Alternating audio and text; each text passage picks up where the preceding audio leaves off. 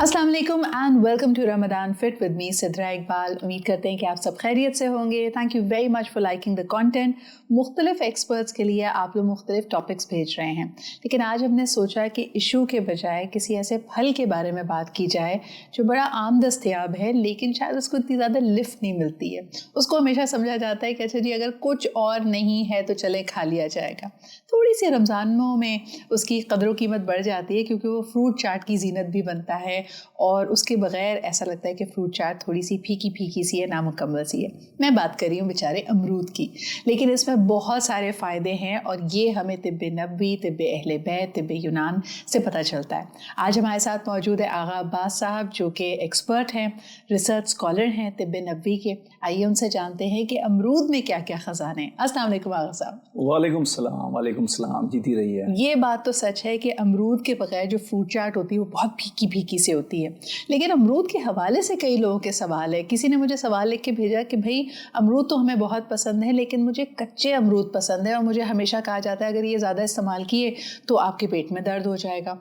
फिर बीज जो कच्चे अमरूद का होता है वो बहुत नरम होता है। अमरूद जैसे जैसे पकता जाता है उसका बीज ज़रा सख्त हो जाता है, तो क्या वो खाएं या ना खाएं, थोड़ा बताइए इस हवाले से। बिस्मिल्लाहिर्रहमानिर्रहीम। इसमें कोई शक नहीं है कि कच्चे अमरूद में जायका होता है और जब पक जाता है उसके जायके के साथ उसमें खुशबू भी बढ़ जाती है।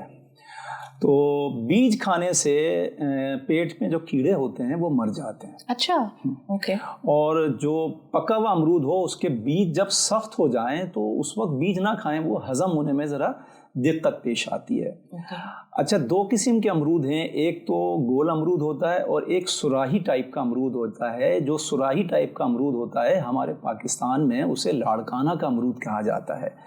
उसकी एक तरफ से चोंच निकली होती है जो सुराही टाइप की होती है, एक तरफ से गोल होता है और इसकी शक्ल जो है बिल्कुल मैदे जैसी होती है और ये मैदे की तमाम बीमारियों को दूर करने की अहलियत अपने अंदर रखता है।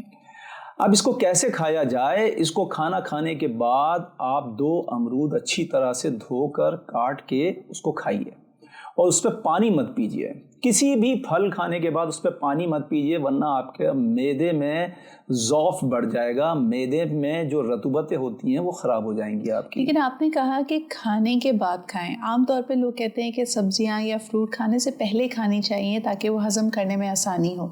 इसकी कोई ख़ास वजह? ये वाहिद फल है जिसको रिवायात में हदीस में मिलता है कि खाना खाने के फ़ौरन बाद खाया जाए। बाकी तमाम फलों के लिए मिलता है कि उसको कुछ देर के वक्फे के बाद खाइए, क्योंकि फल जल्दी हजम हो जाता है और खाना देर से हजम होता है तो कॉम्बिनेशन बन नहीं पाता है।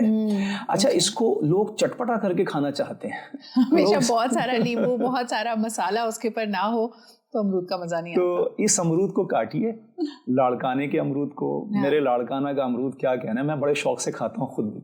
तो लाड़काने के अमरूद का कचूमर बनाइए और उस पर थोड़ी सी सौंठ छिड़क लीजिए। सौंठ छिड़कने के बाद थोड़ी सी काली मिर्च और थोड़ा सा काला नमक इस पर छिड़किए और जैसे मेरी बहन ने कहा लीमू का इस्तेमाल भी कीजिए, थोड़ा सा एक आधा लीमू भी छिड़क लीजिए। साहब, लेकिन ना मुझे लगता है कि इस सारे चक्कर में ना अमरूद बेचारा बदनाम बहुत होता है। हमें तो अक्सर डांटिए पड़ती थी कि ये जो इतना मसाले वाला अमरूद तुम लोग खा रहे हो तो इसकी वजह से गला ख़राब और खांसी भी हो जाती है।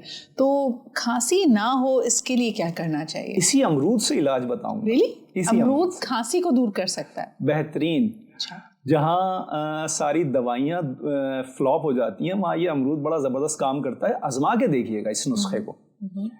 ये जो अमरूद होता है इसको आप आग पर तवे पे भून लीजिए। तवे पे भूनेंगे तो चलेगा, लेकिन अगर आपके पास कहीं तंदूर है, रोटी जिसमें राख होती है ना, लकड़ियों की राख, उसके अंदर रख के अगर भून लीजिए, उसके बाद इसको हल्का नीम गरम काट के खाइए आप, तो आप देखेंगे आपकी चाहे कितनी ही शदीद खांसी होगी, मतलब काली खांसी भी अगर होगी तो भी वो भी दूर हो जाएगी। इतना ज़बरदस्त इलाज है। ओके आगा साहब, वेरी इंटरेस्टिंगली मैंने देखा कि कॉस्मेटिक्स की अगर आप दुकान में जाएं तो मुख्तलिफ face wash, creams, body washes, उन सब में कहा जा रहा है कि जी गुआवा शामिल है, यानी अमरूद। तो क्या ये हमारी स्किन के लिए भी अच्छा है? और ख़ास तौर पे अगर हम बात करें एक्नी अगर किसी को हो रही है, दाने निकल रहे हैं, बच्चों को गर्मी दाने निकल रहे होते हैं, उसमें इस्तेमाल किया जा सकता है अमरूद? बिल्कुल बिल्कुल ऐसा ही है। और और सिदरा, लोगों को पता नहीं है कि ये अमरूद आपका खून बहुत अच्छी तरह से साफ कर सकता है।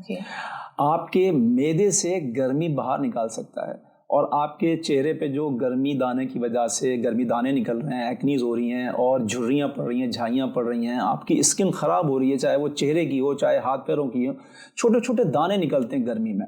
और बच्चियों के या बच्चों के जो बिल्कुल टीनएजर हैं उनके चेहरे पे यहाँ गालों पे दाने निकलते हैं। अच्छा, ये स्किन रैशेस भी होते हैं, पिगमेंटेशन भी हो रही है, सन की वजह से रैश हो रहा है, और ख़ास तौर पे अब तो लोग ईद की तैयारी करने लगे हैं, ईद पे ज़रा उनको खुशनुमा दिखना है, दिलकश दिखना है। तो ये अमरूद का जो नुस्खा आप बता रहे हैं कि यकीनन इसके इस्तेमाल से ये फ़ायदे होते हैं, तो सिर्फ खाने की बात है या कोई फेस पैक भी बताएंगे? नहीं, खाने की बात बताता हूँ मैं कि खाने के इसके फ़ायदे ये हैं कि अब रमज़ान में तो आप नहीं खा सकते क्योंकि इसको सिर्फ दोपहर में खाया जाएगा और अच्छा। एक पाव खाया जाएगा 250 ग्राम। दोपहर में खाना ना खाएं, उसकी जगह आप 250 ग्राम अमरूद रोज़ाना 1 महीने तक खाएं। उस 1 महीने के दौरान आपके चेहरे से दाने गायब हो जाएंगे और आपके स्किन की जो प्रॉब्लम है, फुंसियाँ निकल रही हैं अगर स्किन के ऊपर कहीं पे भी, जिस्म के किसी भी हिस्से पे, वो भी ख़त्म हो जाएगा।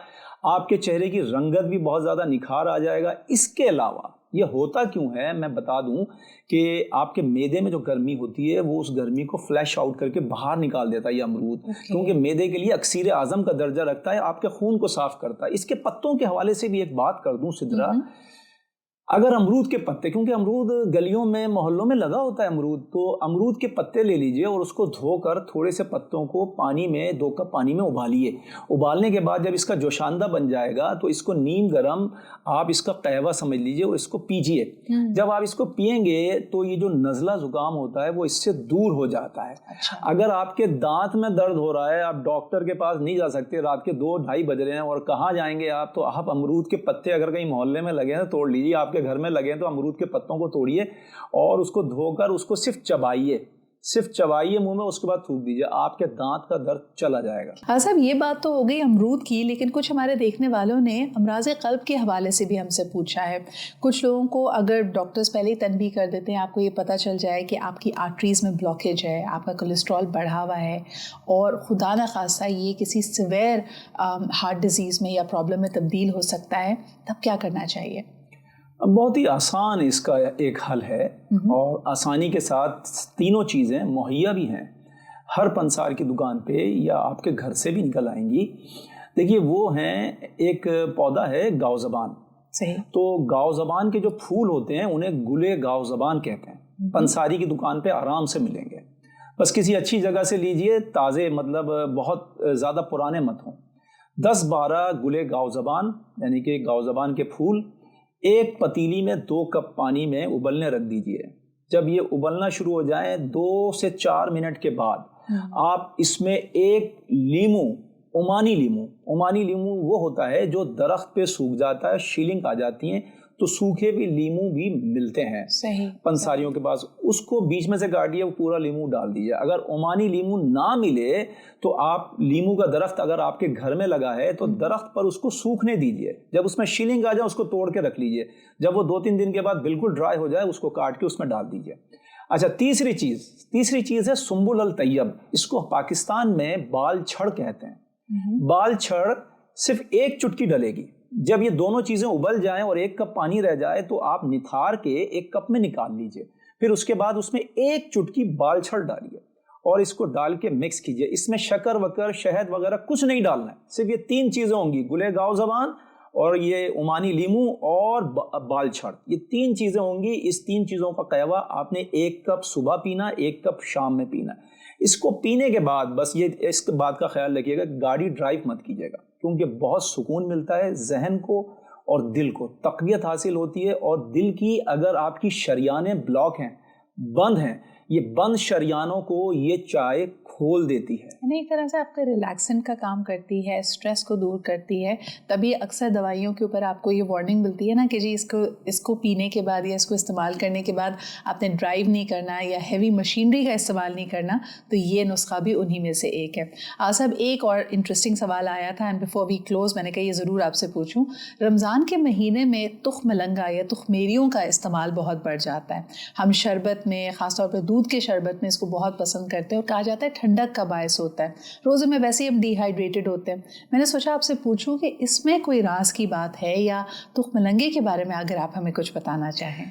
देखिए, तुख मलंगे के तो बहुत मशहूर है, ख़ास तौर पे पाक व हिंद के अंदर तो लोग इसको बड़ा चाहते हैं, बड़ा पसंद करते हैं। और बिलखुसूस रमज़ानों में जब हमारे यहाँ ये लाल पीले नीले शरबत बनते हैं, उसमें तुख मलंगा ज़रूर डालना वाजिब समझते हैं और समझना भी चाहिए, क्योंकि ये मैदे की गर्मी को दूर करता है, कोलेस्ट्रॉल को कम करता है, जहन को पुरसुकून करता है और आपकी सेहत को अच्छा करता है। और दिन भर जो आपकी गर्मी की वजह से अगर आप रोज़े की हालत में बाहर काम पे भी जा रहे हैं, क्योंकि रोज़ा तो है, लेकिन रोज़े ने ये मना नहीं किया कि आप काम पे नहीं जाएं, आप अपने काम को बदस्तूर जैसे आप करते हैं उसी रूटीन में करें।